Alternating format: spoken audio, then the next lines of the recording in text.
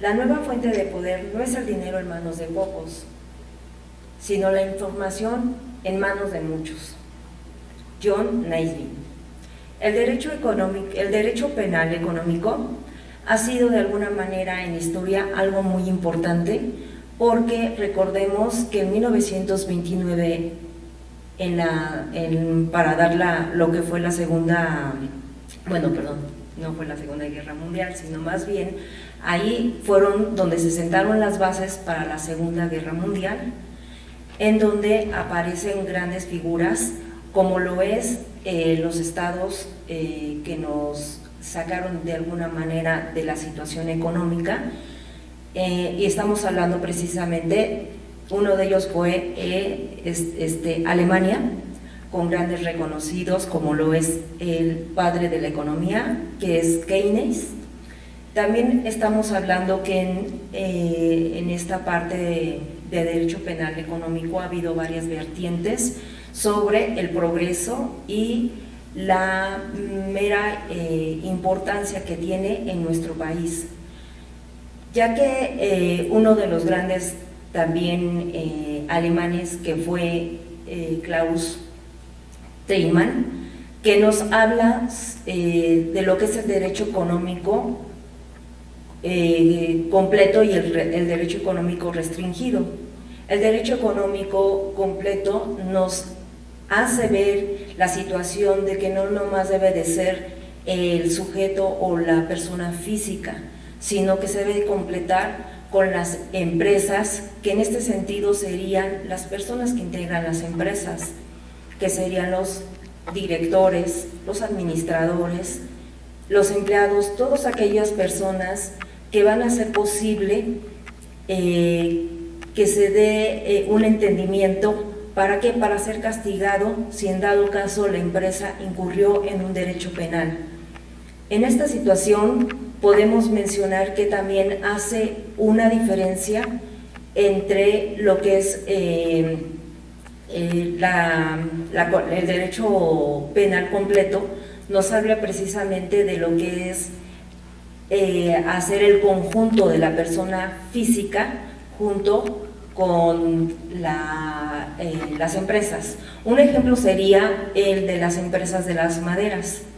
Cuando podremos decir que quién es castigado, si la persona en sí que infligió un delito, cuando se hizo de maderas para enriquecer al director de una empresa.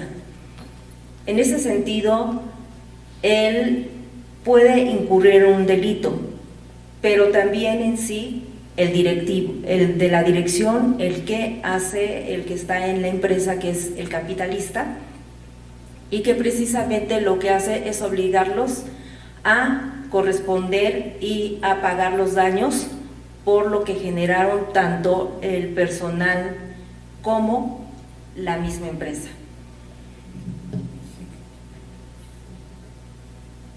En la actualidad, el derecho penal del orden socioeconómico, doctrina moderna, que en el título 13 del derecho español dista de ser de un concepto claro, concreto y firme en el panorama doctrinal contemporáneo. La visión es precisamente en el momento actual en el que se encuentra México, hacer que también la empresa sea responsable de los delitos que comete y no solo la persona física, lo que antes era el derecho moderno clásico. Eso es todo. Gracias.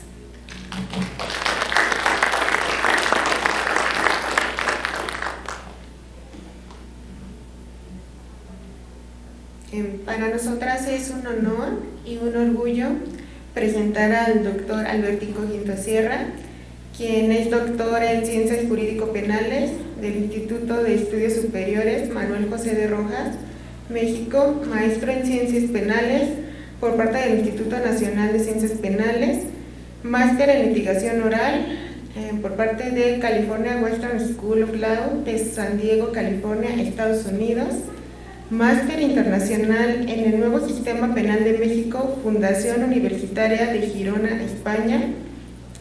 además de que cuenta con la especialidad en Teoría del Delito por parte de la Universidad de Salamanca, España, especialista en Derecho Penal por parte del Instituto Nacional de Ciencias Penales y licenciado en Derecho por parte de la Universidad Latina SC México. Además de que cuenta con un reconocimiento por la impecable trayectoria del docente por 12 años, otorgado por el Instituto Nacional de Ciencias Penales durante el desarrollo del Foro Nacional Las aportaciones del INACIPE en el ámbito de las ciencias penales y la política criminal. Es docente certificado por la Secretaría Técnica del Órgano de Implementación del Sistema Acusatorio y Oral en México, además de que cuenta con la aprobación con la calificación de sobresaliente del examen de diagnóstico de conocimientos y habilidades en el Sistema Procesal Penal Acusatorio EXIPA, del Instituto Nacional de Ciencias Penales y el Instituto de la Judicatura Escuela Judicial. Es representante en México de la Conferencia de Procuradores Generales de Justicia de los Estados del Oeste, Estados Unidos, coordinador de la Comisión de Derecho Penal del Ilustre y Nacional Colegio de Abogados de México, miembro y colaborador de la Alianza Interamericana de Abogacía Oral, extitular de la Procuraduría General de Justicia del Estado de Guerrero, fue abogado postulante en materia penal y titular de la firma Guinto Sierra Abogados SC y actual director general de Guinto Sierra Abogados SC, a la vanguardia en el derecho penal, económico y de las empresas. Le damos un aplauso al doctor.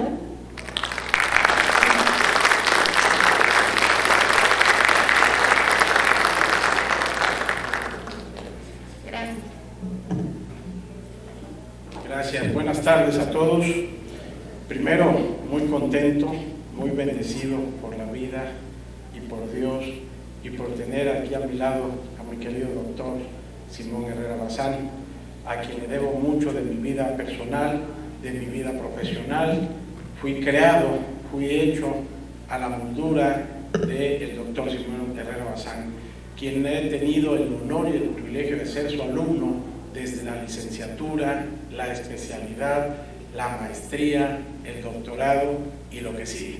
Entonces, de verdad, para mí es una gran bendición haber conocido en mi vida y tenerlo como mi amigo, como mi padre jurídico y padre de vida en muchos aspectos, a mi querido doctor Simón. Viejo, como siempre, muchas gracias.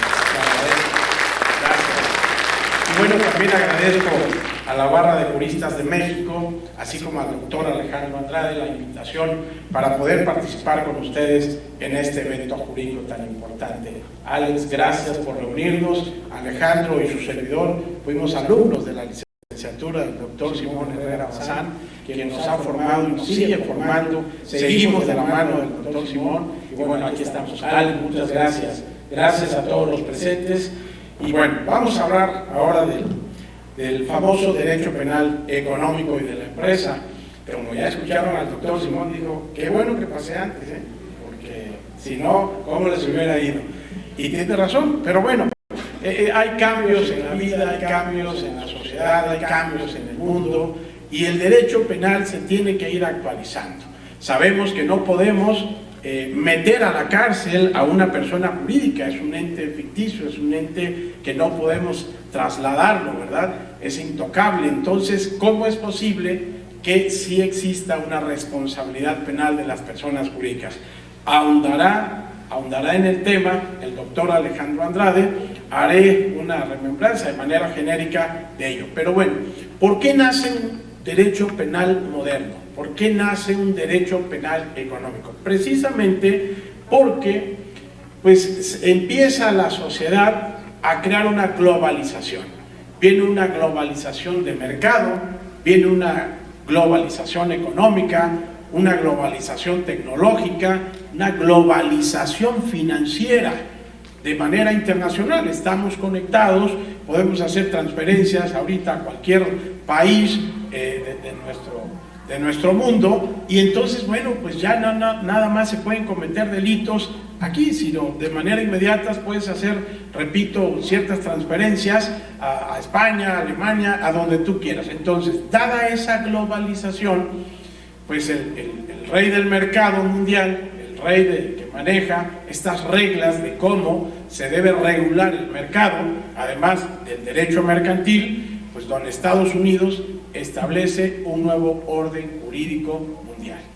Y el nuevo orden jurídico mundial es precisamente este, refiere todos los países que quieran tener actos de comercio con Estados Unidos de manera directa o indirecta, tienen que cambiar su régimen jurídico, su orden jurídico. Y empezamos, derecho penal. En México 2008, con esa reforma que se implementa hasta 2016, el cambio del proceso penal, ¿okay? Con nuevas reglas, y entonces es pues digamos es un imperio jurídico que se está imponiendo en todo el mundo. Entonces toda Latinoamérica, todo el mundo tiene establecido ese sistema acusatorio y oral. Además, la ley sustantiva. Entonces vamos a cambiar también los códigos penales en cuanto a la regulación del nuevo derecho penal económico. Klaus Tiedemann, un alemán que acaba de fallecer, apenas, no sé si 1 año o 2 años, pero acaba de fallecer, es quien se encarga de crear este derecho penal moderno o derecho penal económico. ¿Por qué? Porque Estados Unidos se da cuenta que todos los países latinos pues dependemos de la dogmática alemana. Entonces dijo, esto es muy sencillo, yo hablo con los filósofos alemanes que se encarguen de construir, de modificar y de crear una nueva área del derecho penal. Y bueno, pues entonces tienes que crear un derecho penal económico y de la empresa. ¿Que regule qué? Que regule el orden económico.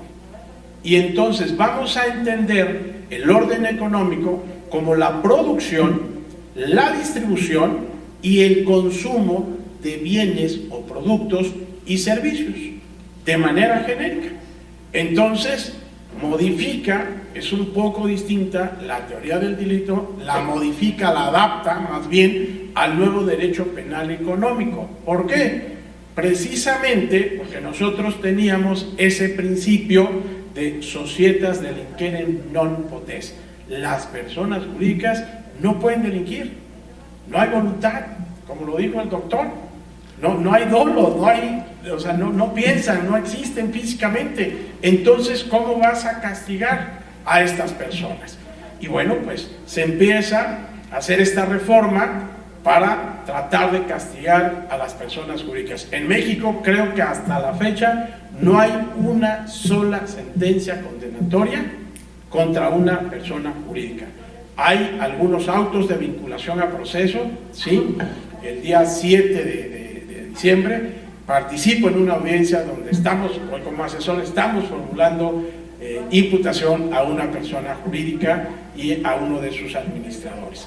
Entonces, pues llega esta reforma a México a través del Código Nacional de Procedimientos Penales, artículo 421, en relación con el 11 bis del Código Penal Federal, que son números clausus que establece cuáles son los delitos que pueden ser considerados, ser cometidos por las personas jurídicas.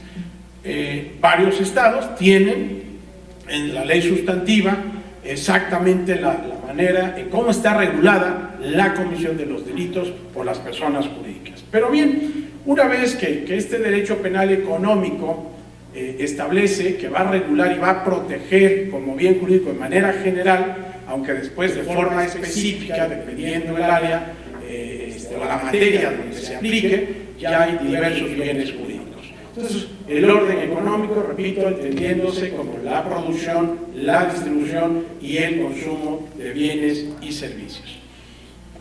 Decía el doctor Simón, la sociedad fue incrementando sus actividades, entonces el derecho pues se tiene que ir transformando, se tiene que ir adaptando poco a poco y ya está, ya lo tenemos en México, no lo podemos quitar, al contrario, o sea, se está fortaleciendo, cada día se está implementando un poco más. Es un poco difícil, una implementación y consolidación de una nueva regulación jurídica no es un día para otro, son años.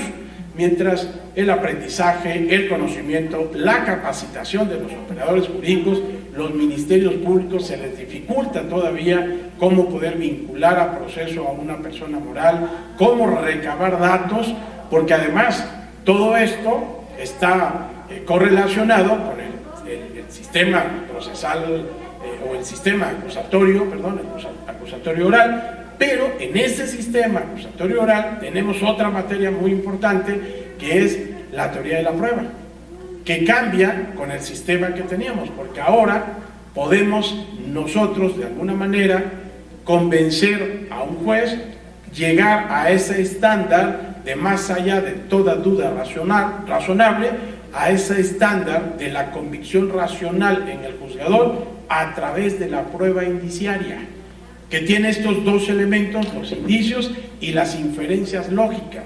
Entonces, hacer este razonamiento probatorio, buscar indicios, el tema de las nuevas reglas del proceso penal, las nuevas reglas para castigar a las personas jurídicas, pues se ha complicado en México.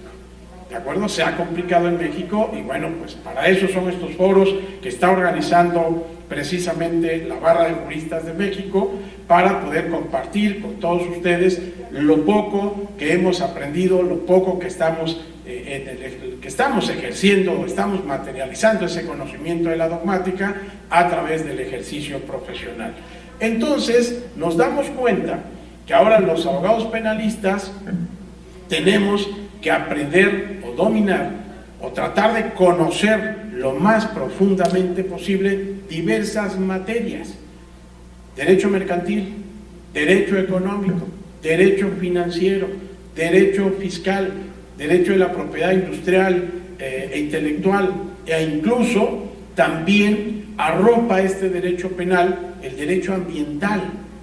Entonces tenemos que estar con un estudio más profundo, con un estudio integral para poder aplicar este derecho penal económico. Entonces, vean ustedes la importancia, repito, ya está, tenemos que seguir en el conocimiento para poderlo aplicar. Entonces, sí, decían que el derecho penal se está mercantilizando. Yo no creo que se esté mercantilizando, lo que considero es que se está haciendo una integración de diversas ramas del derecho que tienen que ver con el tema de la economía. ¿Sí? La economía mueve al mundo, la economía mueve al comercio, entonces, bueno, pues se tiene que regular esta economía. ¿Y qué es lo que ha pasado?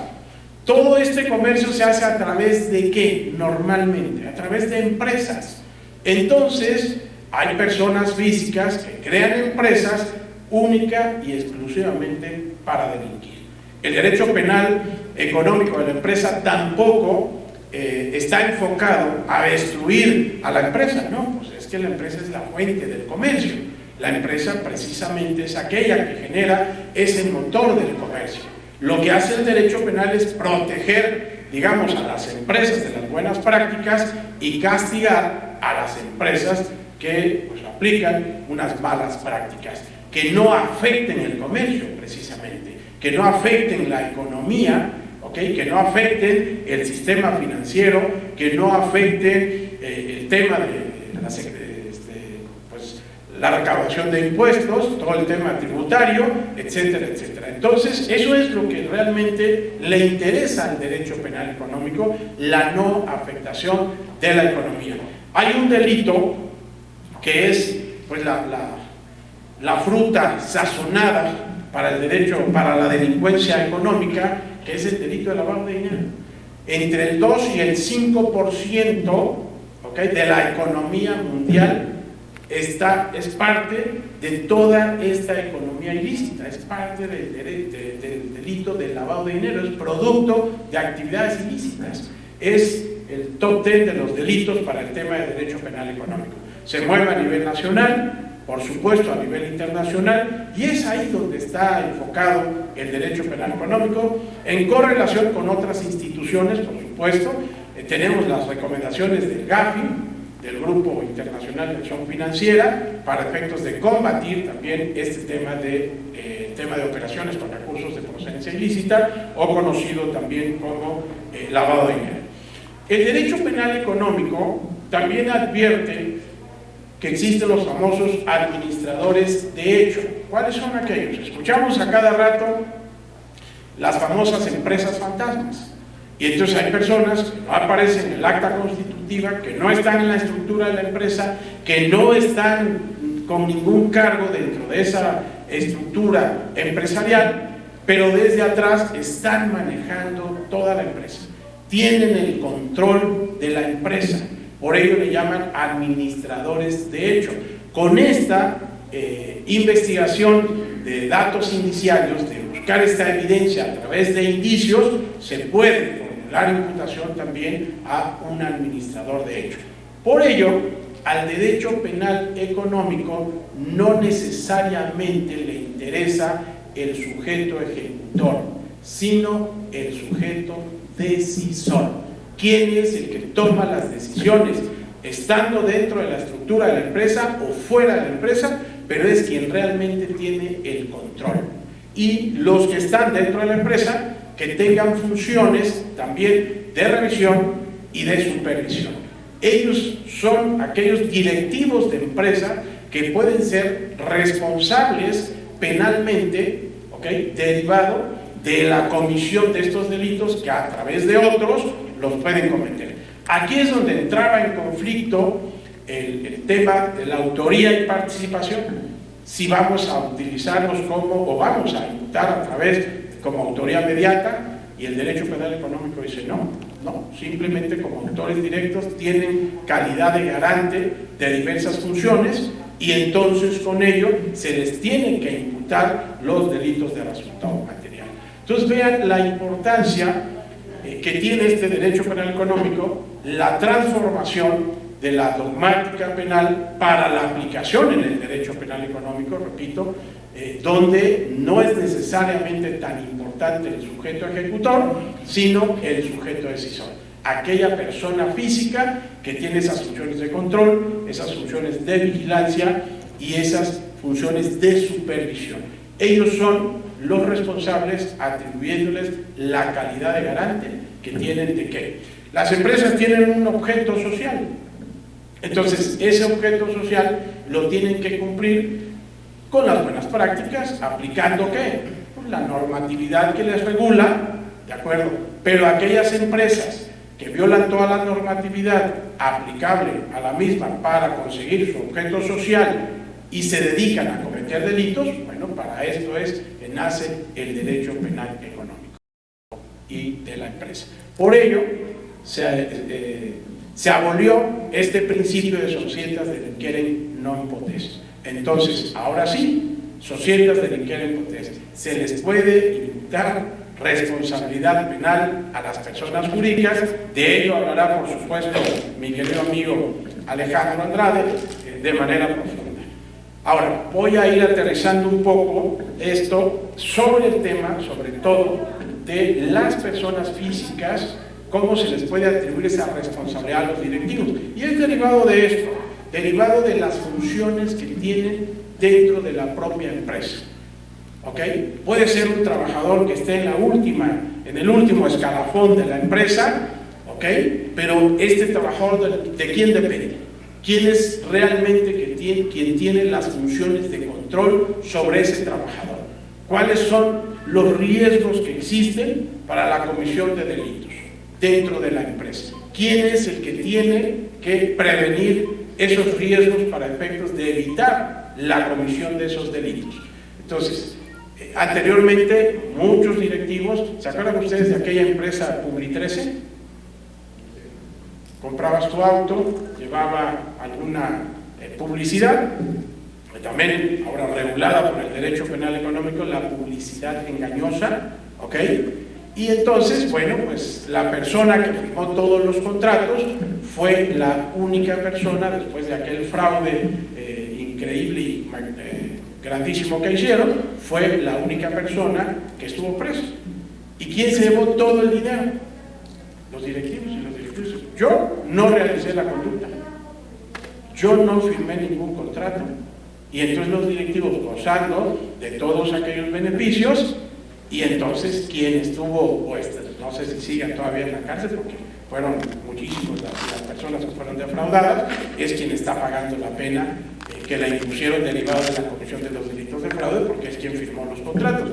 El derecho penal económico dice, ok, probablemente también tenga que ser esta persona, pero además, ¿quién gozó de los beneficios de ese fraude? ¿Dónde está el dinero? Pues todos ellos también ahora van a responder penalmente por la comisión del delito de este apoderado legal que firmó todos los contratos. Entonces cambia esa forma de aplicación, repito, de nuestra querida dogmática penal. Los americanos no tienen la dogmática que nosotros tenemos, ellos usan su razonamiento lógico, hay evidencias de que participaste o te beneficiaste, es más que suficiente y con eso te condeno. Nosotros tenemos que pasar por este filtro de la dogmática, ¿ok? Que atendiendo también ahora esa racionalidad probatoria, creo que de alguna manera a veces los jueces, independientemente de que es una exigencia de la implementación de estos elementos objetivos del delito, todos los elementos del delito, para efectos de que se pueda condenar a una persona, pero con esa racionalidad de la evidencia, ¿okay?, que utilizan los juzgadores, se enfocan más en el tema de la evidencia que en el cumplimiento de estos elementos, pero indiscutiblemente que tienen que estar debidamente acreditados. Ok, entonces para ir terminando, he dicho que el derecho penal económico y de la empresa pare a la responsabilidad penal de las personas jurídicas. Es el papá de la responsabilidad penal de las personas jurídicas. Ahora, para efectos de que no se puedan estar vigilando y revisando cada una de las empresas, ¿qué se ha considerado? Se ha considerado que las propias empresas se autogobiernen. ¿A través de qué? ¿De acuerdo? Del famoso compliance, del cumplimiento normativo. Entonces, implementa en tu empresa el cumplimiento normativo, implementa tu compliance para que puedas revisar dónde hay riesgos de comisión de delitos, evitar esos riesgos, eliminar esos riesgos y tu empresa pueda trabajar en el ámbito del comercio, dependiendo de su objeto social, sin ningún problema. Entonces, el papá es el derecho penal económico de la empresa, la hija es la responsabilidad penal de las personas jurídicas y el nieto es el compliance.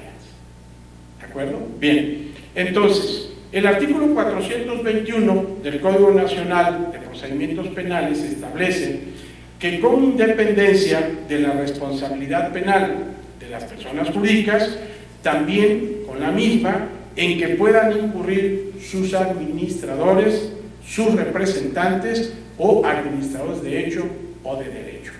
Y aquí precisamente es donde se enfoca esta política criminal relacionada con la responsabilidad penal de las personas jurídicas con los efectos de prevención general. Efecto disuasorio en la comisión de delitos relacionados con el crimen corporativo o el crimen empresarial.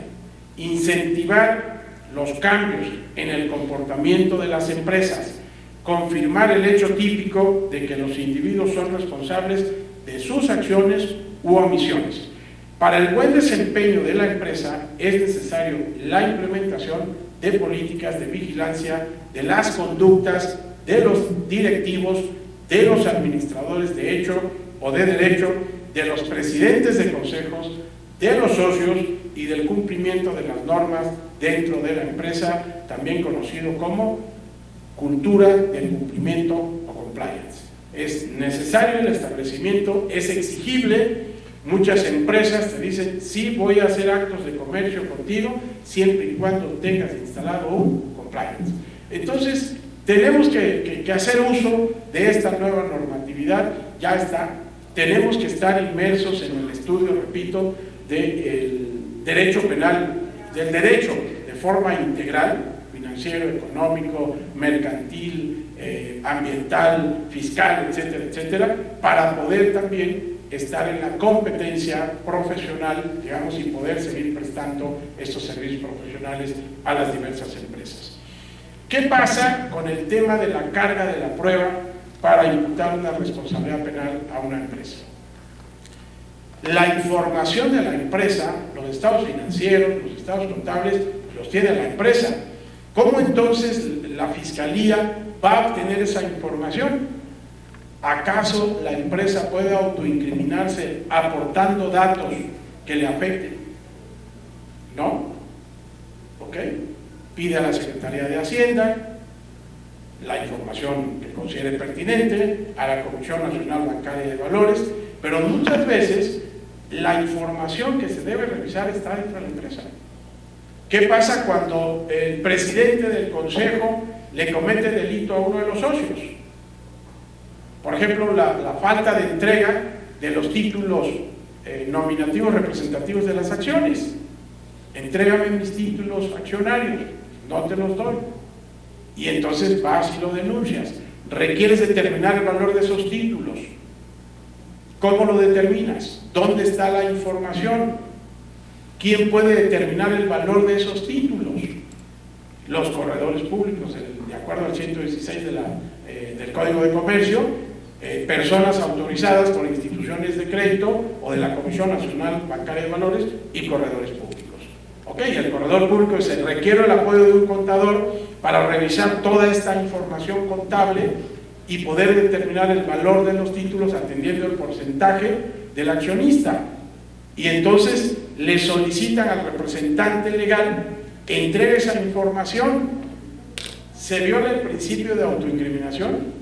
¿O también resulta inaplicable en estos casos el principio de autoincriminación? La empresa tiene derecho a protegerse, ¿no? La víctima tiene derecho al acceso a la justicia. Entonces, en una ponderación del derecho a no autoincriminarme con el derecho de acceso a la justicia, ¿qué prevalece? ¿Ok? Son una cantidad de problemas que se han venido pues han llegado a nuestro sistema jurídico mexicano y que ahora, bueno, ¿qué pasa? Vamos a hacer un ejercicio más sencillo. ¿Se acuerdan de la persona del BMW de Reforma? ¿Ok? La persona venía en estado de ebriedad. Le practicaron la prueba para determinar el estado de ebriedad, pero ya se metabolizó el alcohol, entonces ya no hay, el resultado pues no nos sirve. ¿Por qué no se la practicaron? Porque dijo, yo no voy a aportar un dato que me autoincrimine, y es un derecho que tenemos los imputados. Ok. ¿El Ministerio Público podría solicitar control judicial? Todo acto que atente contra la intimidad de las personas, por supuesto. ¿Ok? ¿El juez puede autorizar en ese momento? Por supuesto. ¿Podría entonces sostenerse la prueba? ¿Ok? Por supuesto. Entonces, lo único que requerimos es control judicial. Así como le pedimos que se solicite o se genere la audiencia para control judicial al efecto de que se autoricen determinados actos de investigación, como la solicitud de información de las declaraciones anuales de la empresa tal, la persona física fulana y tal, la Secretaría de Hacienda, las cuentas de la Comisión Nacional Bancaria de Valores, así como los estados de cuenta de las mismas, con control judicial. Bueno, pues también con control judicial se le ordena al representante legal que entregue la información. Entonces también parece que este principio de autoincriminación en México ha desaparecido. ¿De acuerdo? Entonces, varios de ellos, principios societas delinquere non potest, principio de autoincriminación, con control judicial, se puede.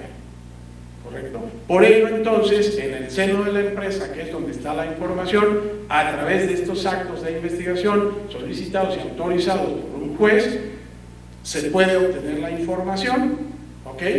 Si no entregas la información, bueno, pues entonces habrá alguna desobediencia particular, un desacato, y entonces cae la comisión de algún otro delito, ¿correcto? Entonces, vean el cambio entonces del proceso que teníamos con el nuevo proceso y las reglas del derecho penal económico. Por ello, se le puede imputar esa responsabilidad penal a la persona jurídica y se le puede imputar esa responsabilidad penal a los socios, directivos, administradores de hecho y de derecho. Bueno, pues con esto concluyo.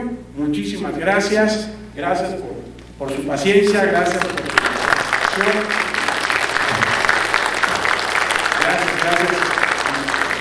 tener que retirar porque a las 3 de la tarde tenemos otro compromiso. Muchas gracias. Buenas tardes.